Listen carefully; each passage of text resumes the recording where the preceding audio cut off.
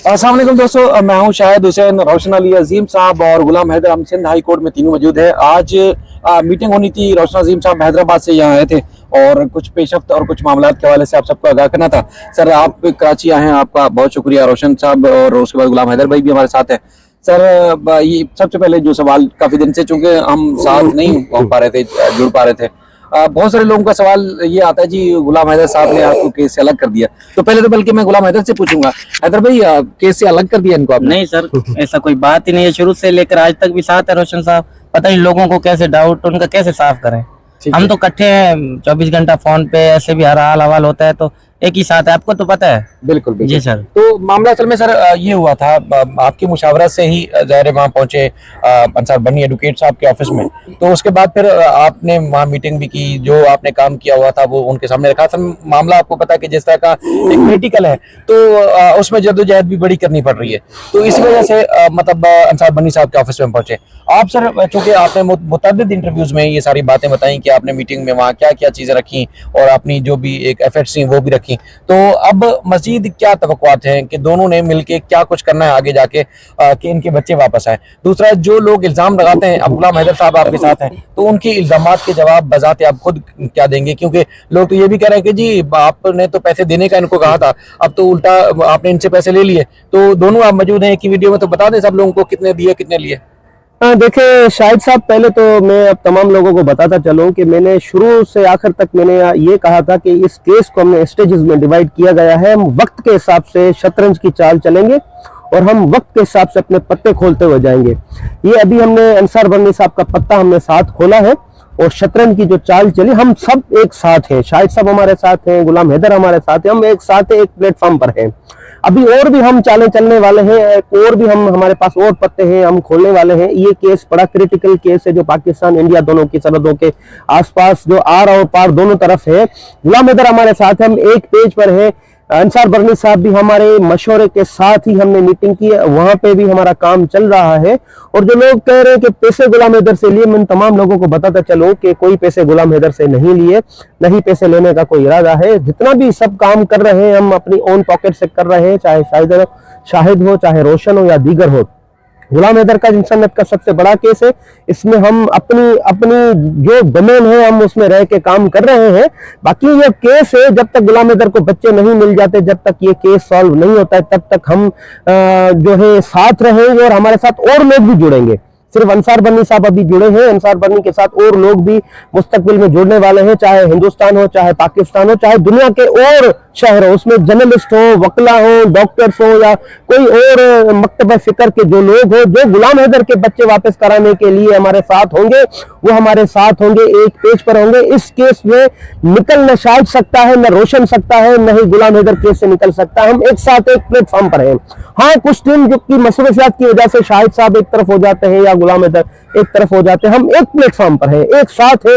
बच्चों की हवालगी तक हम हमेशा साथ रहेंगे इंशाल्लाह, इस केस की फतह तक। सर, कानूनी चीज हो क्या सकती है? अभी ऑप्शंस क्या क्या है? देखें, जो पेशरफ्त हो रही है वो सबके सामने भी है। दूसरा ये कि हमने कोई ढकी छुपी की चीज ऐसी रखी नहीं जिसमें लोग जो है वो बेखबर है। कोशिश करते हैं कि उनको बाखबर रखा जाए। जो जो चीजें कानूनी तौर पर हो क्या सकता है कि एक तो ये है कि बच्चे हर सूरत वापस आने यहाँ सिंध की या पाकिस्तान की अदालत से भी, और उसके बाद फिर इंडिया की अदालत से, और उसके बाद फिर खतूत अंसार बनी एडवोकेट साहब ने कुछ मजीद लिखे हैं जो कल हमें उन्होंने दिखाया। कल भी हमारी मीटिंग हुई थी उनसे। तो अब उनसे ये सारी चीजें सामने आने के बाद मजीद क्या कुछ हो सकता है? देखिए, दोनों अतराफ जो है हम लिटिगेशन में जाएंगे। पाकिस्तान में भी लिटिगेशन में जाएंगे क्योंकि पाकिस्तान में इंडिया की हाई कमीशन मौजूद है, पाकिस्तान की फॉरेन मिनिस्ट्री मौजूद है, और इंडिया में भी हम लिटिगेशन में जाएंगे। इंडिया से कुछ वकील हमसे जुड़ने वाले हैं और इंडिया में कुछ और लोग हमसे जुड़ने वाले हैं। हम दोनों तरफ लिटिगेशन में जाएंगे। और अंसार बनी साहब एक पाकिस्तान का बड़ा नाम है, यूनाइटेड नेशन का वो एक्टिव मेंबर रहा है ह्यूमन राइट्स पर, पाकिस्तान का ह्यूमन राइट्स का मिनिस्टर भी रहा है। उनके बड़े रवाबित हैं पाकिस्तान की जो जितनी भी एस्टेब्लिशमेंट है उनमें, तो उनका जो लिखना है वो भी बड़े अच्छे तरीके से वो उसका फायदेमंद हमें हो सकता है। दोनों अतराफ से हम लिटिगेशन में जाएंगे, पाकिस्तान में साइमल्टेनियसली और इंडिया में इंशाल्लाह बड़ी पेशरफ्त जो है अभी होने वाली है दोनों अतराफ। अच्छा सर, कोई मुखालिफ वकील बात करे, मुखालिफ पार्टी कोई बात करे तो एक बात समझ आती है, जब आप दिन रात एक किए हुए थे, इस केस में कूदे हुए थे, तो उस वक्त आपको भी तनकीद का निशाना बनाया गया। उसके बाद जब पता चला लोगों को कि अंसार बन्नी एडवोकेट साहब भी इस केस में आ गए और अब वो अपनी जितनी भी उनकी एक मायानाज खिदमात हैं उसको मद्देनजर रखते हुए गुलाम हैदर के बच्चों के लिए अपने तौर पर वो भी कोशिश करेंगे, तो उनके ऊपर भी इल्जाम आयद किए गए मुख्तलिफ किस्म के। तो एक तो ये जो लोग हैं जो उनकी खिदमात को जानते हैं, जो नहीं जानते उनको क्या बताएंगे उनके बारे में? देखिए, रोशन अली अजीम पर जो इल्जाम लगे तो वो माफ किए जा सकते हैं, लेकिन अंसार बर्नी एक बड़ा नाम है इंसानियत के पर हुकूक के लिए काम करने के लिए पूरी दुनिया में, न सिर्फ पाकिस्तान हिंदुस्तान समेत पूरी दुनिया में। अगर उनके नाम पर कोई गलत बयानी करता है तो शायद वो अनजान है अंसार बर्नी साहब के जो इंसानी हुकूक के काम करने के हवाले से। उनको जानना चाहिए, पढ़ना चाहिए, समझना चाहिए अंसार बर्नी साहब के हवाले से। उन पर इल्जाम तराशी करना या उन पर इल्जाम लगाना ये गलत बात है। रोशन अली जिन पर आप इल्जाम भले लगाएं, वो लगा सकते हैं, लेकिन अंसार बर्नी साहब एक मुल्क का सरमाया है, मुल्क का बड़ा नाम है, उन पर इल्जाम लगाना अच्छी बात नहीं है। सर, आप चूंकि कानूनी माहिर हैं, आपको पता है कि आज भी एक हमने थोड़ी देर पहले भी एक केस देखा कि एक माँ जो कि दोनों पाकिस्तानी थे लेकिन अमेरिकन नेशनल भी थे, माँ ने अपनी वहाँ अलहदगी के बाद बच्चे वो पाकिस्तान लेके आ गई, तो पीछे बाप आया और उसने यहाँ पाकिस्तान में केस किया, तो पाकिस्तान की अदालतों ने माँ को कहा कि वो के जो बच्चे हैं वो अपने बाप के पास जाएंगे, चूंकि अलहदगी सेपरेशन जो थी उनकी मुकम्मल हो चुकी है। तो गुलाम हैदर का कितना हक बनता है अपने बच्चों के ऊपर कि वो पाकिस्तान की अदालत में केस करें या इंडिया की अदालत में केस करें? ये इस तरह के केसेस आपको पता है कि दूसरे केसेस के लिए नजीर साबित होता है। देखिए, पाकिस्तान जैसे कि हेग कन्वेंशन का जो है सिग्नेटरी भी है, रेक्टिफाइड भी है, उसके साथ अमेरिका रेक्टिफाइड है, सिग्नेटरी भी है। अब यहाँ पर जो वैक्यूम आ रहा है वो हिंदुस्तान की तरफ से आ रहा है। हिंदुस्तान जो है वो हैग कन्वेंशन का जो है सिग्नेटरी तो है, लेकिन वो रेक्टिफाइड नहीं है।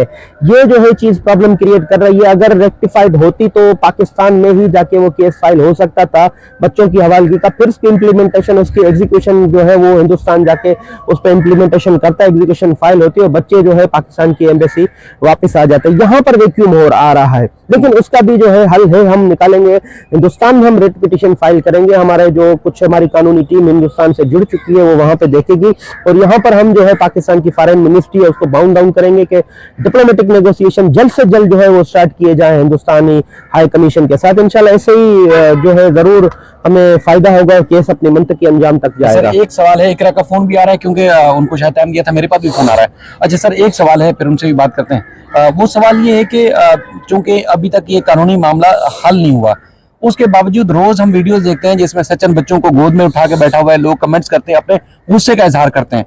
तो आप चूंकि गुलाम हैदर के वकील हैं, कानूनदान हैं, और आप चूंकि एक उस पार्टी के साथ खड़े हुए हैं जो पार्टी डायरेक्ट मुतासिर है गुलाम हैदर, तो आप वहाँ के जो कानूनी इदारे हैं इंडिया के, उनको क्या पैगाम देंगे? क्या ये मामला अभी तक डिसाइड नहीं हुआ, अभी तक लिटिगेशन में है, पेंडिंग है, उसके बावजूद क्या सचिन को ये इख्तियार है कि मासूम बच्चों को इस तरह वो छुए, इस तरह उनको अटैच करे, उनके साथ टच करे, उनको साथ गोद में बिठाए?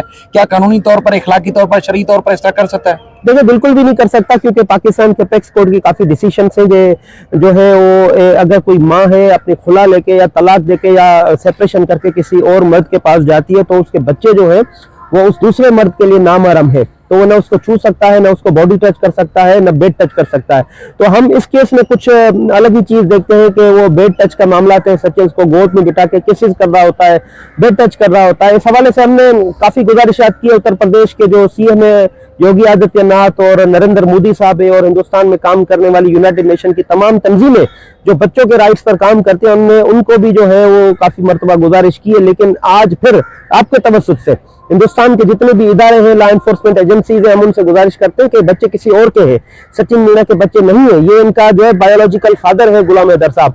ये जो बेड टच के मामला हो रहे हैं हिंदुस्तान का, आपने देखा है कि वो चाइल्ड रेपिंग और चाइल्ड सेक्सुअल के हवाले से हिंदुस्तान का जो रेशियो है सबसे टॉप है। हमें वो तशवीश है, हमें वो परेशानी है, हमें इस बात की बार बार हम गुजारिशात कर चुके हैं कि सचिन मीणा से बच्चों को दूर किया जाए। सीमा का जो मामला है वो थोड़ा कंट्रोवर्शियल है, वो जाके आगे हल होगा, लेकिन बच्चों का कंट्रोवर्शियल नहीं है क्योंकि वो माइनर है। बच्चे जो माइनर है अपना फैसला सही नहीं कर सकते, इसलिए बच्चों को अपनी तहवील में, इदारे में और सचिन मीणा से दूर रखें। ठीक है सर, गुलाम हैदर बच्चों के हमारे साथ मौजूद हैं। वीडियो का एंड करते हैं। एक बात जाते जाते कि बच्चों ने पाकिस्तान आना है। अब मैं मुख्तलिफ वीडियोस में आपकी तवज्जो से भी, गुलाम हैदर की इजाजत से भी, मैं एक बार फिर यही गुजारिश करूंगा, क्योंकि बच्चे वापस आएंगे, बच्चों की सीमा से गुजारिश करेंगे कि इस तरह उनकी जिंदगी अजीरन ना करे। उसकी जिंदगी का वो खुद फैसला कर सकती है। बच्चों की जिंदगी का फैसला का हक सीमा के पास नहीं है। सीमा माँ जरूर है, लेकिन इस तरह वो फैसला नहीं कर सकती कि मासूम बच्चों को कोई गैर मुहर्रम मर्द, कोई ऐसा शख्स जिसका कोई भी खूनी रिश्ता उनके साथ नहीं है, उनको इस तरह वो छुए, अपनी गोद में बिठाए या कोई और ऐसे काम करे जिसकी वजह से लोगों के जज्बात मजरूह हों। तो इसलिए सीमा से गुजारिश है इस वीडियो के तवज्जो से, जो कि रोशन साहब के प्लेटफॉर्म से, गुलाम हैदर के प्लेटफॉर्म से या मेरे या किसी और भी प्लेटफॉर्म से वो देखेगी, जब उसके पास पहुंचे तो खुदा रहा बच्चों की हालत के ऊपर रहम का है। वो जब पाकिस्तान आएंगे तो उनकी यहाँ जिंदगी मुश्किल हो सकती है, उनका फ्यूचर दौर पे लगा हुआ है। उसके लिए खुदा रहा उनको बच्चों से सचन को दूर रखें, और इस तरह की वीडियो जिसमें वो धर्म की प्रचार कर रहे हो, इंडियन गवर्नमेंट की या इंडियन जो रसूमात हैं उनके जो मुख्तलिफ इवेंट्स है उसका प्रचार कर रहे हो, उससे बच्चों को कम से कम दूर रखें, क्योंकि ये लिटिगेशन है, सुकून से बैठने वाला कोई भी नहीं है। आपको भी अच्छे से मालूम है गुलाम हैदर की नेचर के बारे में, उसकी आदत के बारे में पता है कि गुलाम हैदर ऐसे चैन से नहीं बैठेगा, चाहे कोई भी उसके साथ ना खड़ा हो, अकेला भी वो लड़ रहा होगा, जिंदगी के आखिरी सांस तक वो लड़ता रहेगा, बच्चे जब तक उसको वापस नहीं मिलते। तो खुदा रहा उनकी बच्चों की जिंदगी जो है आप अजीरन ना करें। सर यही पैगाम था जो कि हम पहुंचाना चाहते थे। भाई अब आपकी इजाजत से, रोशन साहब आपकी इजाजत से, हम अपने व्यूअर से इजाजत चाहते हैं, और जो पेशरफ्त होती रहेगी आगे आने वाले दिनों में इंशाल्लाह तीनों प्लेटफॉर्म्स पे आपको बाकायदगी से अपडेट भी रखेंगे और खामोश भी नहीं बैठेंगे। इस तरह जदोजहद का जो सिलसिला है वो जारी रखेंगे। सर आपका और गुलाम हैदर भाई आपका दोनों का शुक्रिया, देखने वालों का, सुनने वालों का शुक्रिया। अल्लाह हाफिज।